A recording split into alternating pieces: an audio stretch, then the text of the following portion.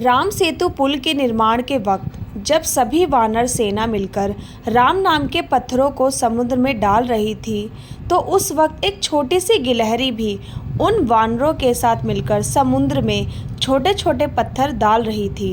एक बंदर की नज़र उस पर पड़ी और उसने उस गिलहरी से बोला, तुम्हारे इस छोटे से पत्थर से पुल जल्दी थोड़ी ना बन जाएगा।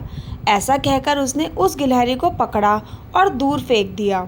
इस बात से गिलहरी रोने लगी और श्री राम के पास जाकर उसने सारी बात बताई। श्री राम हमेशा विनम्र रहते थे, तो उन्होंने उस बंदर को अपने पास बुलाया और उससे कहा कि तुम बड़े हो, इसलिए तुम ज़्यादा पत्थर उठा सकते हो। इसका मतलब ये नहीं है कि सिर्फ तुम ही काम करने योग्य हो। गिलहरी में जितनी शक्ति है वो उतनी ही शक्ति से काम कर रही है और उसकी योग्यता भी उतनी ही है जितनी तुम्हारी। और फिर श्री राम गिलहरी के ऊपर अपनी उंगलियां फिराते हैं। अपनी गिलहरी के ऊपर 3 निशान देखे होंगे। कहा जाता है वो श्री राम की उंगलियों के ही निशान हैं।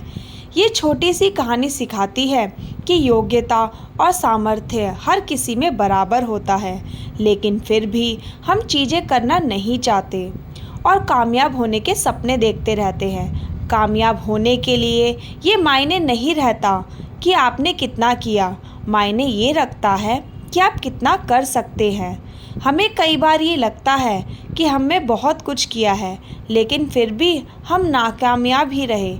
लेकिन सच तो यह होता है कि हम अपनी कैपेबिलिटीज़ के लायक बहुत कम किया होता है और हम उससे ज़्यादा करने की इच्छा ही नहीं करते।